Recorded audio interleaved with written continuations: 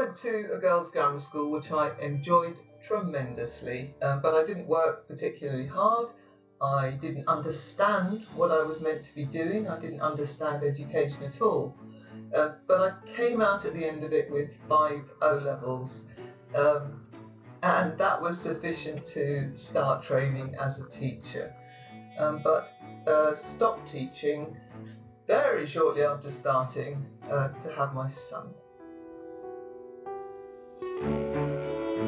I wanted to go back into teaching, and I didn't want to have stagnated. I was very lucky to find that the OU had started around about that kind of time. I'm a 1978 student, an H student, and that was tremendous because it allowed me what seemed to be a miraculous opportunity to do home, do child, and to get back into education and to build on previous knowledge.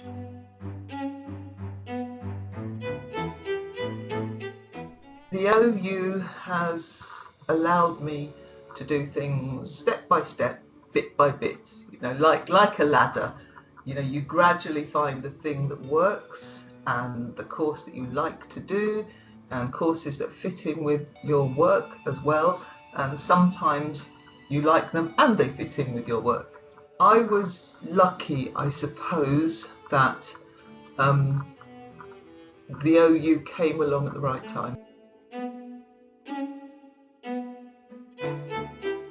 I did my honours degree and then thought to myself, why not see how far I can go, and surprised myself by being accepted on the MSc. I then had quite a long pause while just getting on with career stuff, and thought to myself, I really need to see if I can get to the top of what seemed to be an unattainable academic tree. So I did try to go to another kind of university. I thought it would be a good idea to try and go to a campus university, a face-to-face university. And I applied. I got on to an EdD course in a jolly good university. But I really found that the quality of materials, presentation, structure were not a patch on my previous experience with the OU. So I breathed in, I breathed out, and found myself rejoining the OU to do my EdD. I started really working on it in 2012 because I'd taken up an appointment in Uganda, working as a VSO volunteer on a UNICEF project, and that became the basis of my EdD thesis.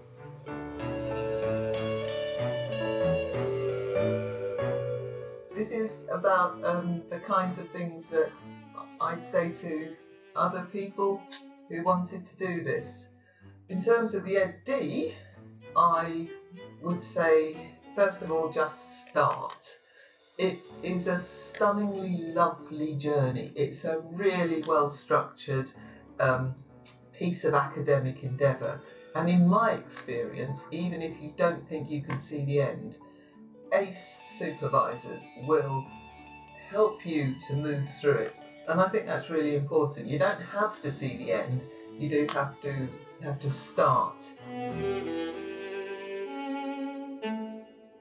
I think that you can make the EdD what you want it to be. I, first of all, was thinking of looking at policy relationships between one country and another. That isn't what I did in the end. I did something which I think was considerably more practical, useful, valuable, and the OU and the EdD structure within it allowed for that kind of flexibility. So you can build on what you want to do and what you need to do. I would certainly want you to enjoy it. It's a really funny process as an adult, I think, just learning and understanding that you're learning.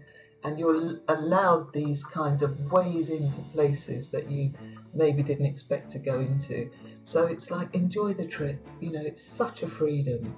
So, just enjoy every bit of it. When I was first starting this, I spoke to my supervisor along the lines of, can I do this? Can I do this? And she said two really important things. One is she said, yes, of course you can. And the second one was she said, it will change you. And I sort of doubted the first one. I couldn't even understand the second one. But I think it undoubtedly changes you. And I would say be prepared for the change.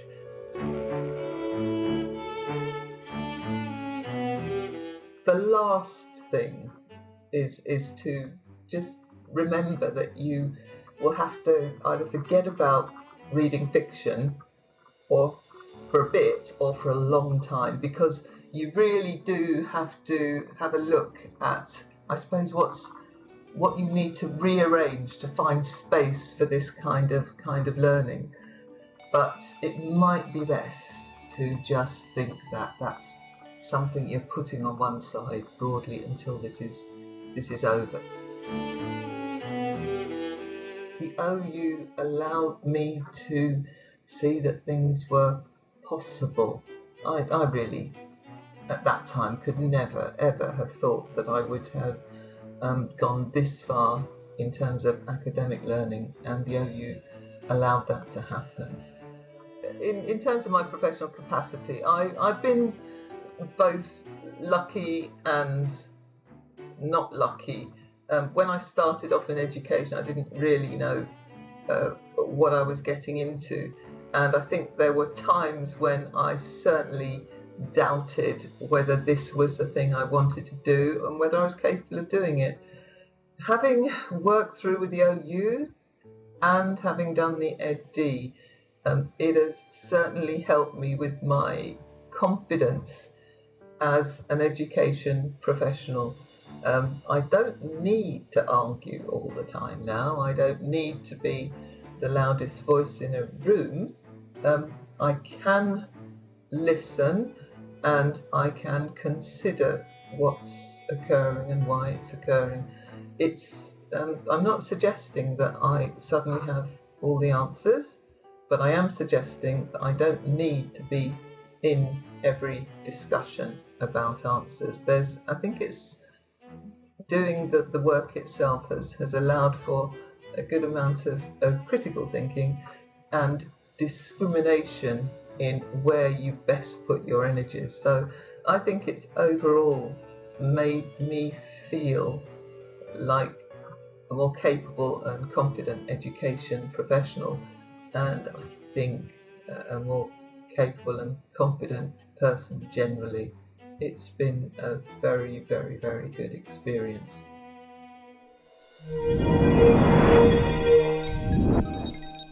Get more from the Open University. Check out the links on screen now.